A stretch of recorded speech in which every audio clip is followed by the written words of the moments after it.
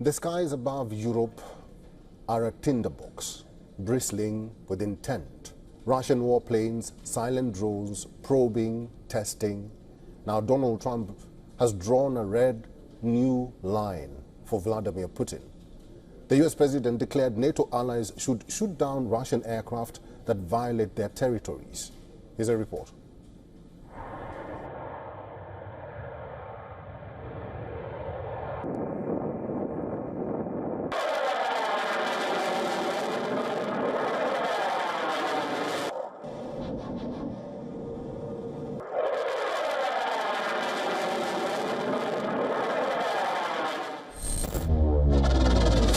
Eastern Europe is brimming with tension. Russian jets, heavy with intent, routinely buzz NATO airspace. A dangerous game of cat and mouse played out at Mach speed. Not just reconnaissance, but brazen incursions.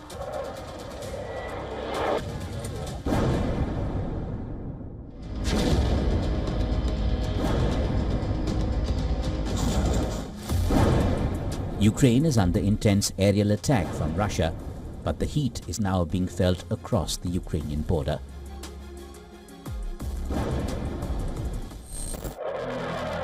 NATO jets intercepted 3 Russian MiG-31 fighters last week after they entered Estonian airspace over the Gulf of Finland. On Monday, Denmark was forced to shut its airport. In the capital Copenhagen, after unidentified drones caused panic. The incidents followed drone incursions in Romania and Poland, where some of the unmanned aircraft were shot down by NATO jets. Russia dismissed claims that it breached NATO's airspace as hysteria. Thus, our former European partners, if you want to get hysterical, to ferment, and to continue to levy baseless accusations, go right ahead. But do that without our participation. We do not intend to participate in this theater of absurdity. The US president has now given the green light to his European partners that they could shoot down any jet or drone which enters NATO territory. Thank you very much. Any questions? Mr. President, do you think that NATO countries should shoot down Russian aircraft if they enter their airspace? Yes, I do. The risk? A fatal miscalculation. A drone crossing the wrong line. A pilot misjudging altitude. A missile fired in panic. From there, the escalation ladder is steep and unforgiving. A single engagement could drag NATO and Moscow into direct conflict. A conflict that would not stay confined to the skies. Trump's words have electrified the debate. Supporters argue toughness is the only language the Kremlin respects. Critics warn that such rhetoric could harden positions and shorten fuses.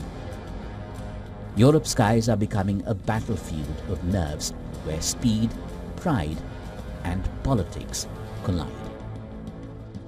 Bureau Report, WION World is One.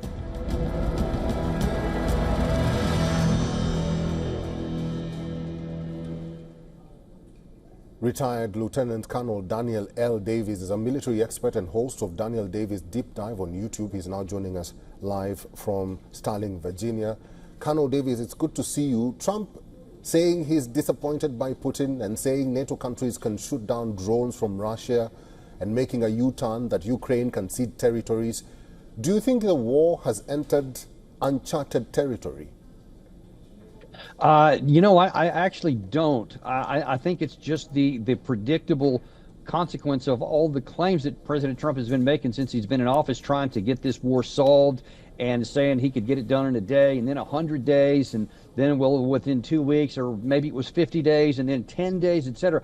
All these deadlines keep coming and going because President Trump didn't have the leverage to actually force or compel the Russian side to do what the Ukraine side wanted to do. That was always going to be true. Now that it's playing out, because all of these claims that now he has these, powerful secondary sanctions he's going to impose on India, on China, on Brazil, or even on European countries that are buying oil from Russia, etc.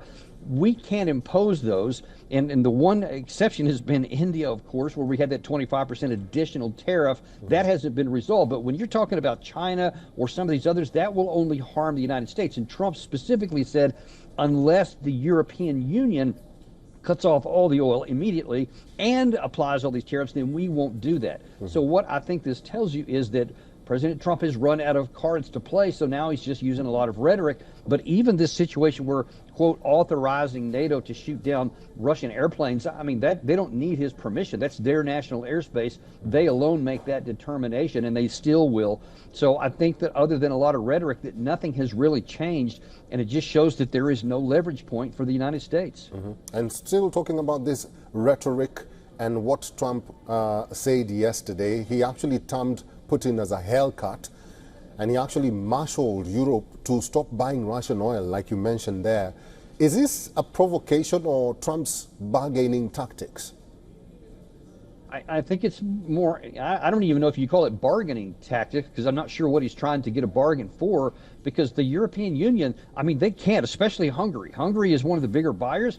They flat out said they won't do it because they can't. It would almost be economic suicide to stop doing that, because then they would have to scramble somehow to replace all of the petroleum products they get from Russia from other sources, which would be much higher and harder to get. And they said they can't do it. So that's not going to happen. So then you wonder, bargaining to do what? I think rather it's just a bunch of rhetoric, because I think it's as important what Trump didn't say in that Truth Social post as what he did, because he didn't say anything about leveling new sanctions on anybody, no secondary tariffs, no additional weapons and arms sales that other than what he's already promised. And he basically said the Ukraine and the European side can do whatever they want to do to figure the rest out.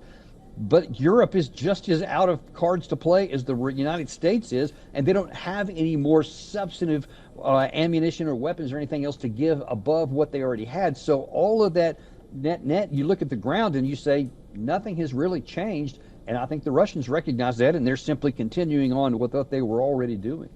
All right, Colonel Davies, it's good to see you. Thank you very much for talking to us today. Always my pleasure. Thank you.